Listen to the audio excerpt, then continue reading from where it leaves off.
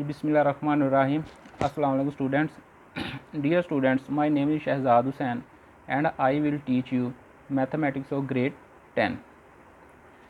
Today we solve the exercise 1.2 question number 2. From the following matrix identify मुंदरजा झैल matrix में शनाख्त करें। आइडेंटिफाई शनाख्त करें square matrix, rectangular matrix, row matrix, column matrix, identity matrix, null matrix. हमारे पास जो मुंदरजा झैल मैट्रिक्स हैं, यहाँ से हमने इनकी शनाख्त करनी है जी। स्क्वायर मैट्रिक्स कौन सा है, रेक्टेंगुलर कौन सा है, रो कौन सा है, कॉलम आइडेंटिटी मैट्रिक्स कौन सा है और नल मैट्रिक्स कौन सा है। तो ये देखें, हमारे पास जो फर्स्ट मैट्रिक्स है उसमें क्या है जी, हमारे पास देखें, हमारे पास दो रो हैं यहाँ पे, एक रो ये, दूसरी रो ये, रो 1 और रो 2। इसी तरह हमारे पास जो कॉलम आ रहे हैं वो कितने हैं जी, एक कॉलम ये है C1, दूसरा है जी C2 और तीसरा है जी C3। तो यहाँ पे देखें कि इस मैट्रिक्स में रो और कॉलम जो हैं ये आपस में इक्वल नहीं है। तो हमने क्या पढ़ा था कि रो और जो कॉलम है वो आपस में इक्वल नहीं है। तो जो रो और कॉलम अगर इक्वल ना हो तो वो हमारे पास मैट्रिक्स जो होता है वो होता है जी रेक्टेंगुलर मैट्रिक्स। तो ये हमारे पास रेक्टेंगुलर मैट्रिक्स हो जाएगा। नेक्स्ट जो है वो हमारे पास है जी 3 0 1। यहाँ पे देखें, हमारे पास ये वाला जो मैट्रिक्स है इसमें 3 0 1 जो है ये हमारे पास आ रहा है जी वर्टिकली फॉर्म में। तो लिहाजा अगर देखें तो इसमें जो रो है, रो कितनी है जी हमारे पास 1 2 3 और कॉलम हमारे पास है जी एक। रो है हमारे पास एक ये है, दूसरी ये है, तीसरी ये है और कॉलम हमारे पास आ रहा है जी एक ही।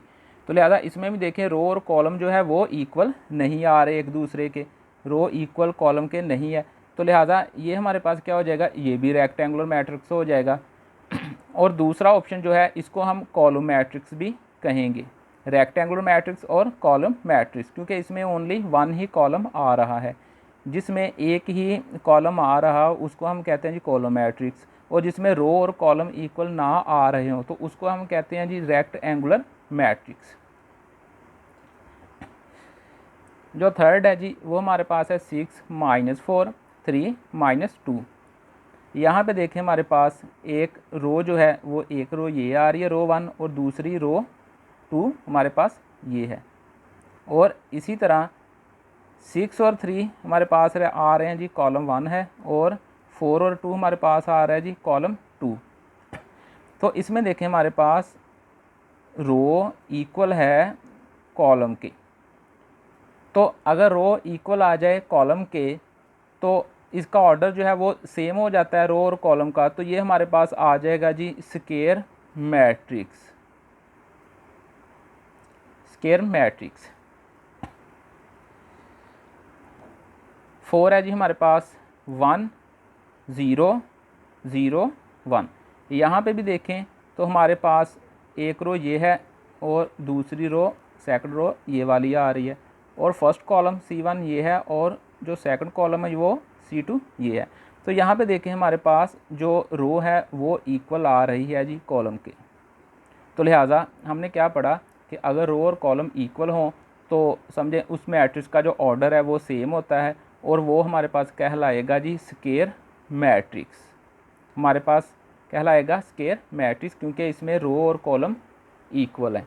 और दूसरी फॉर्म जो इसकी है वो देखें, ये जो डायगोनल एंट्री है हमारे पास ये आ रही है 1 1।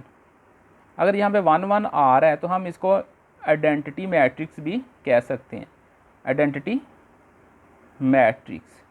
तो ये मैट्रिक्स हमारे पास स्क्वायर मैट्रिक्स भी होगा और आइडेंटिटी मैट्रिक्स भी होगा। 5 है हमारे पास जी 1 2 3 4 5 और 6। यहाँ पे देखें हमारे पास आ रहे जी रो 1 ये है, रो 2 ये है और रो 3 ये है। और इसी तरह जो वर्टिकली फॉर्म है वो कॉलम एक ये है, दूसरा हमारे पास ये आ रहा है। तो इसमें हमारे पास रो जो है वो कितनी है जी 3, कॉलम कितने हैं जी हमारे पास 2। तो लिहाजा रो इक्वल टू कॉलम के नहीं है, तो रो और कॉलम इक्वल नहीं आ रहे, तो लिहाजा ये हमारे पास क्या कहलाएगा जी रेक्ट एंगुलर मैट्रिक्स। क्योंकि हमने पढ़ा है जिसमें रो और कॉलम इक्वल ना आए वो हमारे पास होता है जी रेक्टेंगुलर मैट्रिक्स। 6 है जी 3 10 -1।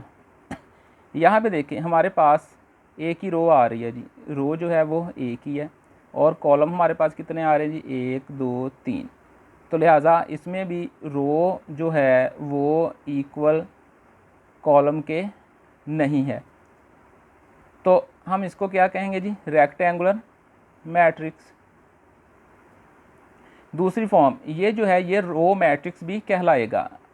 अगर वो एग्ज़ाम में पूछता है जी रो मैट्रिक्स बताएं तो हमने इसको कहना है जी रो मैट्रिक्स। अगर रेक्टेंगुलर पूछता है तो ये रेक्टेंगुलर मैट्रिक्स भी है। तो इसी तरह दोनों सूरतों में हमारे पास है जी रेक्टेंगुलर मैट्रिक्स भी है और रो मैट्रिक्स भी ये कहलाएगा। नेक्स्ट है हमारे पास जी 7 1 0 0। यहाँ पे है जी 1 0 0। तो इसमें देखें हमारे पास ये जो आ रहा है ये हमारे पास आ रहा है जी वर्टिकली फॉर्म में। तो हमने पढ़ा है जी वर्टिकली फॉर्म में अगर एलिमेंट्स जो हैं वो हमारे पास इंट्रीज आए तो वो कहलाता है जी कॉलम मैट्रिक्स। इसमें एक ही कॉलम है तो ये कॉलम मैट्रिक्स भी कहलाएगा। और इसमें देखें रो और कॉलम जो हैं वो भी एक दूसरे के इक्वल नहीं है, तो लिहाजा ये क्या कहलाएगा, इसमें रो और कॉलम भी इक्वल नहीं आ रहे तो ये रेक्टेंगुलर मैट्रिक्स भी कहलाएगा। तो ये क्या होगा जी हमारे पास रेक्टेंगुलर मैट्रिक्स भी है और कॉलम मैट्रिक्स भी है। इसी तरह हमारे पास जो 8 है उसमें देखिए 1 2 3 -1 2 0 0 0 1। हमारे पास है जी एक रो ये है रो 1 और एक रो 2 ये है और एक रो 3 हमारे पास ये है। इसी तरह 1 -1 0 कॉलम 1 कॉलम 2 और कॉलम 3। यहाँ पे देखें हमारे पास क्या है जी रो कितनी है जी 3, कॉलम कितने हमारे पास जी वो भी 3। तो इसका मतलब ये हुआ कि रो जो है वो बराबर आ रही है, इक्वल आ रही है कॉलम के। तो जिस मैट्रिक्स में रो और कॉलम इक्वल हो वो कहलाएगा स्क्वायर मैट्रिक्स। जिस मैट्रिक्स में रो और कॉलम इक्वल आ जाएं तो वो हमारे पास स्क्वायर मैट्रिक्स हो जाएगा। नेक्स्ट है जी हमारे पास 0 0 0 0 0 0, यानी कि ऑल एंट्रीज इसमें क्या है जी हमारे पास 0 आ रही है। तो ये हमारे पास क्या कहलाएगा रेक्टेंगुलर, क्योंकि यहाँ पे देखें रो कितनी है जी हमारे पास 1 2 3, जैसा कि देखें रो 1 रो 2 और रो 3।